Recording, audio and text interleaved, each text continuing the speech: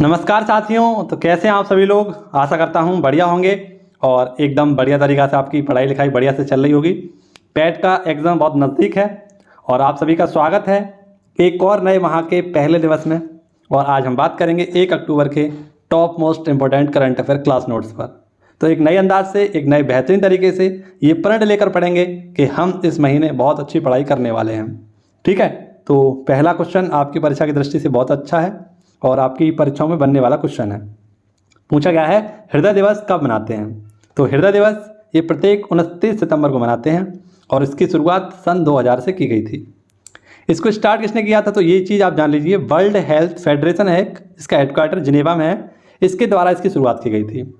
ये क्वेश्चन जो पहला मैं आपके लिए लेकर आया हूँ, इसमें आपके लिए जितने भी मानव संबंधित आपके अंग हैं उनके बारे में हम चर्चा करेंगे और बहुत ही स्टैटिक जी से संबंधित सारे के सारे क्वेश्चन आपके क्लियर होंगे इस क्वेश्चन से। तो अगर आपने इस वीडियो को क्लिक कर दिया है तो पूरी वीडियो को अंत तक अवश्य देखकर जाना, जिससे कि आप परीक्षा की खोपड़ी में अच्छे तरीके से छेद कर सकें। अगर हम देखें कि 2022 की इसकी थीम क्या है, तो ये है use health for every heart. ठीक है, ये इसकी थीम रखी गई है। तो कुछ ललन टॉप क्वेश्चन पहले देखते हैं, उसके बाद आपको एक लिस्ट दिखाता हूँ। ठीक है, बहुत इंपॉर्टेंट लिस्ट है, पूरी की पूरी लिस्ट आपके लिए कहीं ना कहीं उपयोगी साबित होगी। देखिए, पहले रक्त परिसंचरण तंत्र की खोज किसने की थी, तो विलियम हार्वे ने की थी। ठीक है, जबकि अब मैं आपसे पूछूं कि ब्लड ग्रुप की खोज किसने की थी, तो ब्लड ग्रुप की खोज आपकी की थी किसने, कार्ल लैंडस्टीनर ने। जबकि रक्त परिसंचरण तंत्र की खोज किसने की है, विलियम हार्वे ने। मनुष्य में कैसा है, तो बंद रक्त परिसंचरण तंत्र है। अब हार्ट की बात कर लेते हैं थोड़ी सी। तो हार्ट में आप सभी के 4 चैम्बर होते हैं, है ना, बायां आलिंद, दायां आलिंद, बायां निलय और दायां निलय। ठीक है, इसमें एक अगर हम मान लीजिए हृदय काम करना बंद कर देता है कभी कभी या कुछ समय के लिए, तो आप सभी लोग जानते हैं क्या हो सकता है। तो इसके लिए एक जो आर्टिफिशियल हृदय लगाया जाता है उसे कहते हैं पेसमेकर। ठीक है, ये ऐसे नोड में फिट किया जाता है और ये हमारे जो हमारा हृदय होता है इसको धड़कने में सहायता प्रदान करता है। हमारा जो हृदय होता है वो एक बार में 70 ml जो ब्लड होता है उसको पंप करता है, जबकि 1 मिनट में लगभग 72 बार ये धड़कता है। ये पॉइंट आप सभी लोग याद रखना। अब ऐसे ही कुछ ललन टॉप क्वेश्चन देखते हैं, पूरी लिस्ट आप सभी लोग देखना। मानव शरीर से संबंधित ये क्वेश्चन आपके बहुत इंपॉर्टेंट हैं। जैसे मानव की खोपड़ी में कितनी हड्डियाँ होती हैं, तो ये होती हैं 8। मनुष्य का हृदय कितने बार धड़कता है, 72 बार प्रति मिनट। मनुष्य की स्वस्थ दर क्या होती है, तो 16 से 18 बार। मस्तिष्क का वजन कितना होता है, 1350 से 1400 ग्राम। सबसे बड़ी हमारी हड्डी कौन सी होती है, फीमर, जो कि जांघ में पाई जाती है। सबसे छोटी हड्डी कौन सी होती है, स्टेपीज, जो कि हमारे कान में पाई जाती है। सबसे मजबूत हड्डी कौन सी होती है, हमारे जबड़े की हड्डी। शरीर का सबसे कठोर भाग कौन सा होता है, तो दांतों में जो एनामल पाया जाता है ये। मनुष्य के सौंदर्य का अध्ययन क्या कहलाता है, तो कैलोलॉजी। सामान्य मनुष्य का जो रक्तचाप होता है वो 120 से 80 mm होता है। ठीक है, वहीं पर हम देखें कि शरीर में रक्त परिभ्रमण में कितना समय लगता है, तो 23 सेकंड लगते हैं। मानव शरीर में जल की मात्रा कितनी होती है, तो 65 से 80% तक पानी की मात्रा होती है। रक्त की मात्रा शरीर के भार का लगभग 7% होता है और मनुष्य में रक्त की मात्रा कितनी होती है, 5 से 6 लीटर होती है। मानव जो रक्त होता है वो इसका pH मान जो होता है वो कितना होता है, 7.4 होता है। कुछ और क्वेश्चन है जल्दी से देखते हैं। रक्त को शुद्ध कौन करता है, तो किडनी या वृक्क। ठीक है, लाल रक्त कण का निर्माण कहाँ होता है, तो अस्थि मज्जा में। लाल रक्त कण का जीवन काल कितना होता है, तो 20 से 120 दिन। जबकि श्वेत रक्त कणिका को जीवन काल होता है कितना, 2 से 4 दिन। वहीं पर अगर आपको मैं बताऊं कि श्वेत रक्त कण को क्या कहा जाता है, ल्यूकोसाइट, और लाल रक्त कण को क्या कहा जाता है, एंथ्रोसाइट। शरीर का तापमान का नियंत्रण कौन करता है, तो हाइपोथैलेमस, जिसे हम मास्टर ऑफ मास्टर ग्लैंड के नाम से भी जानते हैं। सर्वदाता समूह कौन सा होता है, यानी यूनिवर्सल डोनर कौन सा होता है, हमारा O। और सर्वग्राही कौन सा होता है, तो वो होता है AB। ब्लड बैंक कहाँ होता है, तो ये होता है प्लीहा में या स्प्लीन में। भोजन का पाचन कहाँ से प्रारंभ होता है, मुख से। और पचे हुए भोजन का अवशोषण कहाँ पर होता है, तो ये होता है आपका छोटी आंत में। पित्त कहाँ से निकलता है, तो यकृत से। शरीर की सबसे बड़ी ग्रंथि कौन सी है आपकी, तो ये है आपकी यकृत। ठीक है, अगर मैं पूछूं आपसे कि शरीर का सबसे बड़ा अंग कौन सा है, तब आपको ऑप्शन होगा कौन सा सही, त्वचा। शरीर की सबसे छोटी ग्रंथि कौन सी है, यानी मास्टर ग्लैंड कौन सी है, तो आपकी प्यूटरी ग्लैंड। रक्तचाप मापने का जो यंत्र होता है उसे स्फेग्नोमीटर कहते हैं। और मनुष्य में पसलियों की संख्या कितनी होती है, 12 जोड़ी। शरीर में हड्डियों की कुल संख्या 206 और मांसपेशियों की कुल संख्या 639 होती है। लार में पाए जाने वाला एंजाइम कौन सा होता है, तो ये होता है टाइलिन। और लिंग निर्धारण कहाँ से होता है, तो पुरुष के क्रोमोसोम्स के द्वारा होता है। और आप सभी के लिए हृदय वाला क्वेश्चन, हृदय में कितने कोष्ठक होते हैं, तो 4 कोष्ठकीय हृदय होता है हमारा। ठीक है, तो ये सारे क्वेश्चन मैंने आपको बहुत ही शालीन तरीके से आपको याद कराने की कोशिश की है। आप सभी लोग 2 से 3 बार इस वीडियो को देख लेंगे तो आपका बहुत ज़्यादा फायदा होने वाला है। ठीक है, तो आइए बढ़ते हैं अगले क्वेश्चन की ओर। इसमें भी आपको बहुत अच्छी क्वेश्चन मैं बताऊंगा, उन सभी को आप देखना और सभी को अपने पास याद करने की कोशिश करना। क्वेश्चन नंबर 2 है हमारा पर्यटन पर्व। तो हाल ही में पर्यटन पर्व का आयोजन किया गया है। ठीक है, और ये 30 सितंबर से स्टार्ट किया गया है, यानी कल से इसे स्टार्ट किया गया था और 2 अक्टूबर तक ये चलने वाला है। ठीक है, अब किसके द्वारा, तो मुंबई में स्टार्ट हुआ है। तो हाल ही में मुंबई के नए मुख्यमंत्री कौन बने हैं, महाराष्ट्र के, तो एकनाथ शिंदे। और यहाँ के आप सभी का रखना, इनके साथ ही जी किशन रेड्डी के जो कि संस्कृति मंत्री हैं, इनने भी इनकी सहायता की है। ठीक है, ये भी इसमें शामिल थे पर्यटन पर्व में। ये किसके तहत, तो अमृत महोत्सव के तहत हाल ही में पर्यटन पर्व मनाया गया है। अब पर्यटन संबंधित कुछ क्वेश्चन देख लीजिए, जैसे कि आपके लिए बहुत इंपॉर्टेंट है, और मुंबई संबंधित कुछ क्वेश्चन देख लीजिए। इसके बाद आज हम बात करेंगे दुबई पर। ठीक है, और भी बहुत सारे क्वेश्चन हैं आपके लिए, तो बहुत इंपॉर्टेंट तरीके से सारी की सारी लिस्ट मैंने बनाई है आपके लिए, उन्हें आप सभी लोग जरूर देखना। विश्व पर्यटन दिवस कब मनाते हैं, तो 27 सितंबर को। राष्ट्रीय पर्यटन दिवस कब मनाते हैं, 25 जनवरी को। एक संस्था थी, आप सभी को बताया, कल उसको पढ़ाया गया था, UNWTO। इसका हेडक्वार्टर कहाँ पर था, तो ये था आपका स्पेन मैड्रिड में। ठीक है, और स्वच्छ अमृत महोत्सव कब स्टार्ट हुआ था, तो 17 सितंबर 2022 से 2 अक्टूबर 2022 तक ये चलने वाला था आपका स्वच्छ अमृत महोत्सव। वहीं पर अमृत महोत्सव कब स्टार्ट हुआ था, 12 मार्च 2021 को स्टार्ट किया गया था और अब तक ये चल रहा है। नेक्स्ट अगला क्वेश्चन आपके लिए, डबल डेकर इलेक्ट्रिक बस जिसका नाम था स्विच, ये कहाँ से स्टार्ट हुई थी, आपकी मुंबई से। सबसे लंबी दूरी की बोट सेवा स्टार्ट कहाँ से हुई थी, ये मुंबई से नवी मुंबई के लिए। और मुंबई किस द्वीप पर बसा हुआ है, तो सालसेट द्वीप पर बसा हुआ है। एलोरा की गुफाएं भी कहाँ पर, आपकी महाराष्ट्र में ही है। तो ये कुछ क्वेश्चन याद रख लेना आप मुंबई से। अगला क्वेश्चन देखते हैं। क्वेश्चन नंबर 2 भी आपके लिए बहुत इंपॉर्टेंट है। देखिए अब क्या हो रहा है मित्रों, भारत का और ये पहला कोचिंग हब होगा, कहाँ पर खोला जाएगा, तो जयपुर में। जयपुर में भी कहाँ पर, तो प्रतापनगर में। क्या होगा इसमें कोचिंग हब में, तो विद्यार्थियों व कोचिंग को सुविधाएं प्रदान की जाएंगी, जैसे पार्किंग की सुविधा, खाने की सुविधा और अच्छे ट्रैफिक, यानी ट्रैफिक मुक्त हो आपका कैसा रोड, उसकी सारी सुविधाएं दी जाएंगी कोचिंग हबों को। ठीक है, तो कोचिंग हब बनने वाला है आपका जयपुर, बहुत इंपॉर्टेंट है। 65,000 किलोमीटर के स्क्वायर क्षेत्र में ये बनने वाला है और लगभग 200 करोड़ रुपए का खर्चा इसमें आने वाला है। ठीक है, आप सभी को पता है जयपुर, इसको पिंक सिटी कहा जाता है। और आप सभी लोग याद रखना 2019 में ये क्या घोषित हुआ था, वर्ल्ड हेरिटेज साइट घोषित कर दिया गया था, या वर्ल्ड हेरिटेज सिटी इसे घोषित कर दिया गया था। ठीक है, जयपुर में ही आपका सबसे बड़ा, सबसे ऊंचा ये बनने वाला है OPD टावर, और विश्व का तीसरा सबसे बड़ा स्टेडियम और भारत का दूसरा सबसे बड़ा स्टेडियम जयपुर में ही बनेगा। ठीक है, ये पॉइंट याद रखना। अब बात आई कोचिंग की, तो कोचिंग संबंधित आपकी 3 योजनाएं हैं, उन तीनों योजनाओं को आपको याद रखना है। अनुप्रति योजना ये आपकी राजस्थान सरकार की है, फ्री कोचिंग सुविधा। अभ्युदय योजना ये उत्तर प्रदेश सरकार की है, फ्री कोचिंग योजना। और मुख्यमंत्री सारथी योजना ये है आपकी झारखंड सरकार की। ठीक है, अशोक गहलोत जी आपके राजस्थान के मुख्यमंत्री हैं। बात करें यूपी के, तो योगी आदित्यनाथ जी हैं, और झारखंड के आपके भूपेश बघेल, माफ करना हेमंत सोरेन। कौन है मित्रों, हेमंत सोरेन। भूपेश बघेल आपके कहाँ के हैं, तो छत्तीसगढ़ के हैं। अगला क्वेश्चन बहुत इंपॉर्टेंट और आप सभी से पूछे जाने वाला क्वेश्चन है, तो आपको इसमें कंफ्यूज नहीं होना है। पहली बात तो मैं आपको बताऊंगा कहाँ पर कंफ्यूज नहीं होना है। क्वेश्चन में आपसे पूछा गया राष्ट्रीय लता मंगेशकर सम्मान। तो हाल ही में राष्ट्रीय लता मंगेशकर सम्मान दिया गया है और एक बार में ही ये 3 वर्ष का प्रदान किया गया है, 2019 का, 2020 का और 2021 का। 2019 के लिए दिया गया है शैलेंद्र सिंह को।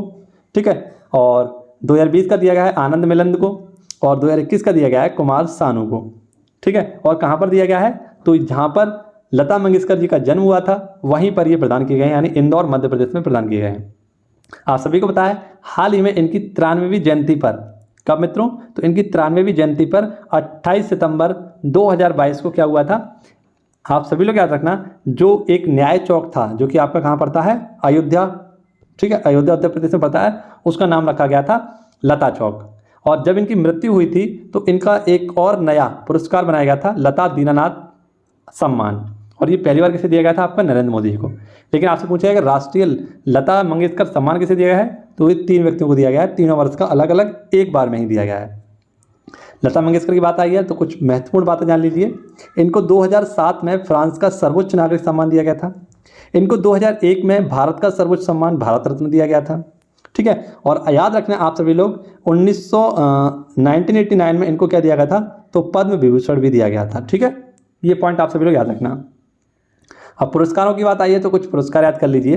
जैसे कि पहला क्वीन एलिजाबेथ सेकंड अवार्ड किसे दिया गया है, तो सुएला बेबरमैन को, ये ब्रिटेन की गृह मंत्री हैं। विंस्टन चर्चिल लीडरशिप अवार्ड किसे दिया गया है, तो जेलेंस्की को दिया गया है। यूनेस्को शांति पुरस्कार किसे दिया गया है, तो एंजेला मर्केल को दिया गया है। प्रित्जर अवार्ड किसे दिया गया है, तो फ्रांसिस कैरे को दिया गया है। और पुलित्जर अवार्ड दिया गया है फहमीदा अजीम को। ठीक है, तो ये कुछ आपके इंपॉर्टेंट और बेहतरीन से आपके जो मैंने रिवाइज करवाए हैं, ये कुछ पुरस्कार थे। तो जैसा कि आपको पता ही चल गया होगा कि भारत के नए महान्यायवादी कौन होंगे अब, तो ये होंगे आर वेंकटरमणी। हालांकि आप सभी को ये भी पता होगा कि आर वेंकटरमणी से पहले एक और नाम हमने पढ़ा था महान्यायवादी के लिए, उनका नाम था मुकुल रस्तोगी। तो मुकुल रस्तोगी जब कहा गया कि आप दोबारा से महान्यायवादी बन जाइए तो उन्होंने इनकार कर दिया, क्योंकि ये कुछ समय पहले भी क्या रहे थे, भारत के महान्यायवादी रहे थे। ठीक है, अब आप सभी लोग याद रखना जो आर वेंकटरमणी है ये किसके स्थान पर आए हैं, तो ये आए हैं के वेणुगोपाल के स्थान पर। ठीक है, आप सभी लोग याद रखना के वेणुगोपाल इनके स्थान पर आए हैं आर वेंकटरमणी, और भारत के नए महान्यायवादी होंगे। अब आप सभी के मन में आ रहा होगा सर ये महान्यायवादी क्या होते हैं, तो इन्हें हम बोलते हैं कंट्रोलर एंड अटॉर्नी जनरल। माफ़ करना, ये महान्यायवादी होते हैं। महान्यायवादी होते हैं आपके कौन, तो ये भारतीय संविधान के आर्टिकल 76 में हैं और भारत के सबसे बड़े वकील होते हैं ये, है ना। केंद्र सरकार के सबसे बड़े हमारे वकील होते हैं, उन्हें कहते हैं महान्यायवादी। ये कंट्रोलर एंड अटॉर्नी जनरल दूसरे होते हैं। ठीक है, ये वर्तमान में कौन है आपके, तो ये हैं आपके गिरीश चंद्र मुर्मू। ये पॉइंट याद रखना, महान्यायवादी आपके आर्टिकल 76 में है। ठीक है, ये पॉइंट याद रखेंगे। इसकी नियुक्ति किनके द्वारा की जाती है, तो माननीय राष्ट्रपति के द्वारा इनकी नियुक्ति की जाती है। और संयुक्त बैठक में ये भाग तो लेते हैं लेकिन इसमें वोटिंग नहीं करते हैं। भारत सरकार के ये सबसे बड़े वकील होते हैं। और इनकी योग्यता क्या होती है, तो सुप्रीम कोर्ट में न्यायाधीश की इनकी योग्यता होती है। यानी वही व्यक्ति महान्यायवादी बन सकता है जो सुप्रीम कोर्ट में क्या रहा हो, न्यायाधीश रहा हो। ठीक है, आप सभी लोग याद रखना। अब कुछ महत्वपूर्ण नियुक्तियां आपके लिए, जैसे कि महाधिवक्ता 165 में है, आर्टिकल कौन से में है, 165 में है। जिस प्रकार से केंद्र सरकार का वकील कौन होता है, महान्यायवादी, वहीं पर राज्य सरकार का जो सबसे बड़ा वकील होता है वो होता है आपका महाधिवक्ता। और ये आर्टिकल कौन से में, 165 में। मुख्य न्यायाधीश ये आर्टिकल कौन से में है, तो आपके 124 में। और वर्तमान में कौन है आपके, तो यू ललित। नेक्स्ट, मुख्य निर्वाचन आयुक्त कौन है वर्तमान में, तो ये हैं आपके कौन, राजीव कुमार। और निर्वाचन आयोग आपका आर्टिकल 324 में है। वित्त आयोग ये एन.के. सिंह 15वें वित्त आयोग के अध्यक्ष हैं। कंट्रोलर एंड अटॉर्नी जनरल ये गिरीश चंद्र मुर्मू जी हैं। सीजीए कौन है, तो सोनाली सिंह है। और सेंट्रल विजिलेंस कमीशन ये मुख्य सतर्कता आयुक्त कौन है आपके, सुरेश एन पटेल हैं। ठीक है, तो ये चीज़ आपको याद रखनी है। बहुत ही कम समय में आपका पूरा रिवीजन मिल रहा है डिट्टो। अगर आप सभी भी वीडियो को लाइक कर रहे हो, पसंद कर रहे हो, तो आप सभी लोग क्या कर सकते हैं, चैनल को सब्सक्राइब करके इस वीडियो को लाइक कर सकते हैं और एक अच्छा सा कमेंट मेरे लिए छोड़ सकते हैं। चलिए अगला क्वेश्चन देखते हैं। क्वेश्चन नंबर 6 है आपका विश्व हरित अर्थव्यवस्था शिखर सम्मेलन। तो हाल ही में विश्व हरित अर्थव्यवस्था को लेकर एक शिखर सम्मेलन हुआ है और इसका आयोजन किया गया है आपका दुबई में। ठीक है, और आप सभी लोग याद रखना है ये जो वर्ल्ड ग्रीन इकोनॉमिक आपका हाल ही में सम्मेलन किया गया है या समिट किया गया है, ये दुबई में वर्ल्ड ट्रेड सेंटर में आयोजित किया गया था। और सतत विकास को बढ़ावा देने के लिए इसका ये 8वां संस्करण था। इसके 4 स्तंभ थे, युवा, वित्त, खाद्य सुरक्षा और ऊर्जा। इन 4 स्तंभों पर जोर दिया जाएगा। अब बात करें दुबई की, तो दुबई के हाल ही में मैंने आपको बताए थे ये आपके जो सऊदी अरब है यहाँ के नए जो प्रधानमंत्री बनने वाले थे वो कौन थे, मोहम्मद बिन सलमान। और यहाँ की राजधानी तो आपको पता ही होगी, अबू धाबी। राशिद रोवर किसका है, यूएई का है। होप मिशन किसका है, यूएई का मंगल मिशन है। अब्राहम समझौता इजराइल और यूएई के मध्य हुआ था। और पेपरलेस पहली सरकार कौन सी है, तो यूएई है। और यूएई में हमारा पहला क्या विदेश में आईआईटी खोलने वाला है। ठीक है, ये चीज़ भी आप याद रखना। क्वेश्चन नंबर 7 है आपका और इसमें आपको इटली संबंधित कुछ बेहतरीन जानकारी दूंगा और एक क्वेश्चन आपकी परीक्षाओं में पूछा गया है उसके बारे में भी जानकारी दूंगा। तो देखिए क्वेश्चन हमारा, इंटरनेशनल स्पेस स्टेशन की कमान संभालने वाली पहली यूरोपीय महिला कौन है। तो अब तक हमेशा अमेरिका की महिला इंटरनेशनल स्पेस स्टेशन की कमान संभालती थी, लेकिन पहली बार ऐसी महिला निकल कर आई हैं जो यूरोपीय देश की हैं। ठीक है, और वे हैं सामंथा क्रिस्टोफोरेटी। ठीक है, सामंथा क्रिस्टोफोरेटी ये हैं और ये हैं इटली की आपकी। सबसे पहले जानते हैं कि स्पेस स्टेशन क्या होता है। आप सभी लोग जानते होंगे कि जब इससे अंतरिक्ष में यात्रा करने के लिए जाते हैं तो जो इंटरनेट आपके जो स्पेस यात्री होते हैं वो कहाँ पर रुकते हैं, आपके इंटरनेशनल स्पेस स्टेशन में जाकर रुकते हैं। ठीक है, इसकी स्थापना 1998 में यूएसए और रसिया ने मिलकर की थी, लेकिन अब इससे अलग होने की बात कौन कर रहा है? तो रसिया अलग होने की बात कर रहा है और 2024 तक खुद का स्पेस स्टेशन बनाने वाला है। ठीक है, ये कहाँ पर स्थापित होता है? तो लोअर अर्थ ऑर्बिट जो है यहाँ पर इसको स्थापित किया जाता है। बात करें इटली की, तो इटली की हाल ही में पहली महिला प्रधानमंत्री कौन बनी है? Meloni Georgia. यहाँ के 2 फेमस ज्वालामुखी आप सभी लोग याद रखना, एटना और वेसुवियस। यहीं पर FAO का मुख्यालय है। यहाँ का सबसे छोटा देश कौन सा है? आपका वेटिकन सिटी, जो इटली में ही पड़ता है। इटली की गंगा किसे कहते हैं? तो पो नदी को कहते हैं। और यहीं पर आप सभी लोग याद रखना, गर्डा झील, हाल ही में इसके सूखने की चर्चा रही थी, तो ये भी कहाँ पर आपकी है? इटली में ही है। इटली के ही आपकी कौन है? एक महान वैज्ञानिक है, गैलीलियो।